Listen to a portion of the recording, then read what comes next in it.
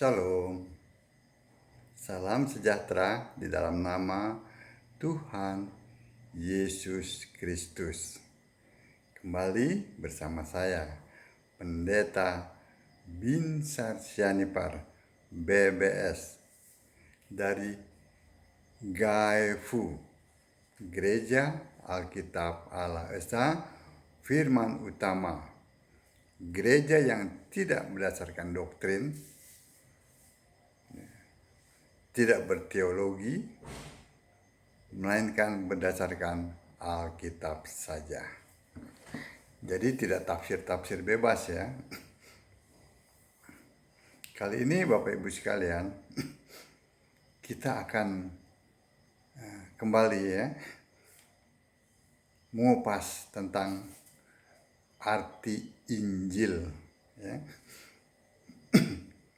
Karena sudah sekian lama para romo dan para pendeta Tritunggal pikirannya tumpul. Mereka kalau bicara tentang Injil, pemahaman mereka adalah kitab Matius, kitab Markus, kitab Lukas, dan kitab Yohanes. Mereka berpikir bahwa Injil itu adalah kitab. Nah kan? Sudah sekian ribu tahun tumpul pikirannya, tidak memahami ini. Jadi kalau mereka pikirannya tumpul, apalagi jemaatnya, apa yang mereka sampaikan? Tidak ada. Karena ini sebuah dasar, ya, dasar sangat benar-benar hal yang mendasar. Seperti halnya tentang konsep Tritunggal yang tidak ada di Alkitab. Ngotot Allah itu pribadi, padahal Allah itu roh. Allah itu satu, Tuhan itu Allah. Ngotot. Oh iya, itulah makanya kalau para romo dan para pendeta saja tidak mengerti, bagaimana jemaatnya? Karena firman Allah mengatakan umatku binasa karena tidak mengenal Allah. Iya kan? Binasa. Karena para romo dan para pendeta Tritunggal menolak pengenalan akan Allah yang benar. Tidak pernah ada satupun ayat yang mengatakan keselamatan itu karena iman kepada Allah Tritunggal. Tidak pernah ada satupun ayat yang mengatakan keselamatan itu ya kepada Bapa Tritunggal ya. Tidak pernah. 2 Timotius 3 ayat 15, keselamatan itu hanya kepada Kristus Yesus. Itu ayat Alkitab, bukan dongeng. Kan selama ini kan mereka selalu senangnya dongeng, tradisi, dongeng tradisi filsafat. Ya kan? Itu yang mereka ajarkan. Itu tidak menyelamatkan. Itu membawa kepada kebinasaan.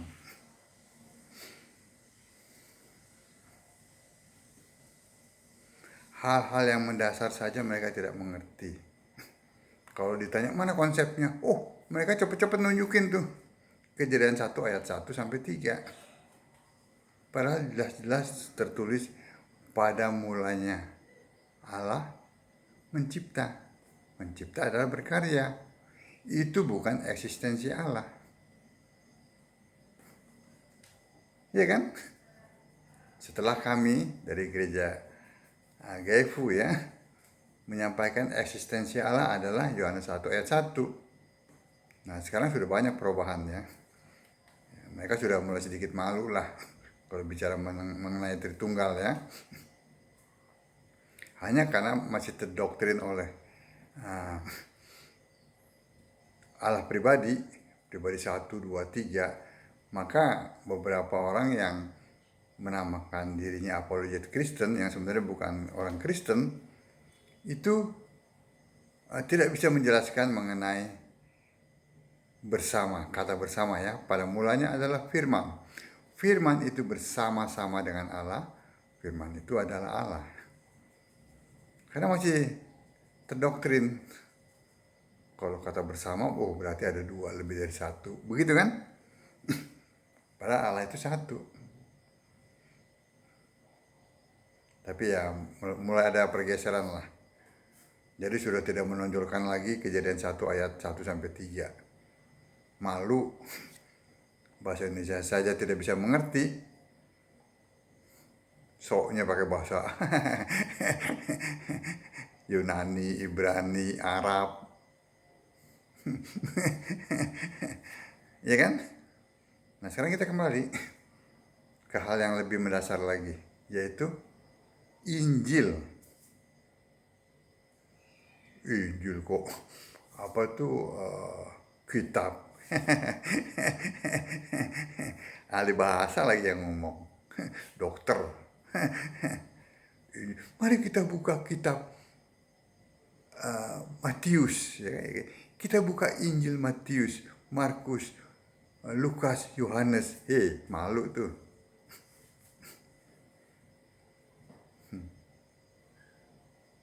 Tiap-tiap bahasa itu, negara itu ada kaidah.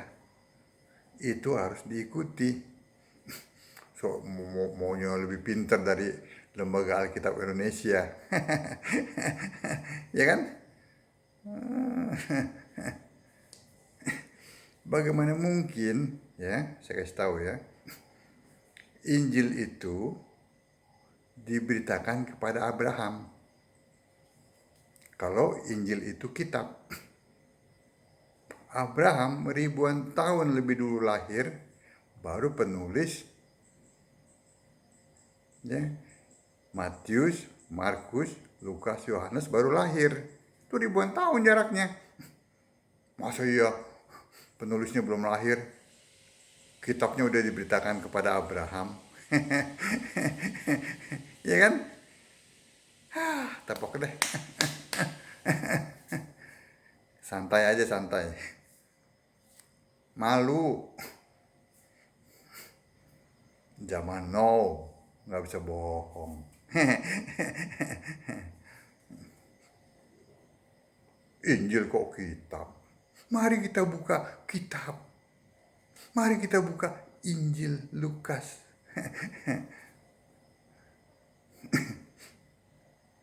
Ya kan? Jadi jelas bagaimana mungkin orang yang belum lahir, terus buah pikirannya, ya, tulisannya, itu diberitakan sebelumnya. Orangnya aja belum lahir, penulisnya itu nabrak ayat Alkitab. Senangnya nabrak ya, lalu cerita dongeng, filsafat, tradisi. Ini harus saya jelaskan supaya Bapak Ibu tidak terjebak dengan hoak-hoak. Iya kan? Nah, Injil itu adalah Yesus. Tepuk lagi jidat. Oh, Injil itu Yesus ya, Pak? Baca Alkitab. Buku 2-3 lemari. Alkitab nggak dibaca. Meleset. Semakin banyak buku yang dibaca, 3-4 lemari, semakin nggak ngerti. Yang bisa membuat kita mengerti hanya Yesus. Kalau Yesus membuka pikiran kita, maka kita bisa mengerti kitab suci. Itu intinya. Makanya sembah Yesus, jangan sembah Allah Tritunggal. Allah Tritunggal yang nggak ada dalam kitab disembah-sembah, dibela-belain. Dibilang, oh ini konsepnya, padahal nggak ada. Allah itu esa, Ulangan 6 ayat 4. Markus 12 ayat 29. Mau menentang firman Allah? Tentang aja. Yang nggak tertulis kok disodorin. Yang tertulis mau dihapus. Tuhan itu Allah. Jangan dipisah-pisah. Tuhan itu bukan Allah. Ya kan? Alkitab dilawan. Alkitab itu firman Allah.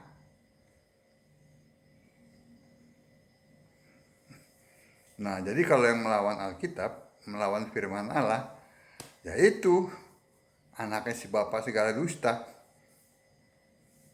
Ya, Yohanes 8 ayat 44. Ya nggak ada diada-adain. Yang ada tertulis mau disingkirin. 3 kali. Biar moncer. Nah, perhatikan ini. Nih ya. Dengerin nih. Injil ya. Paling tidak ada 20.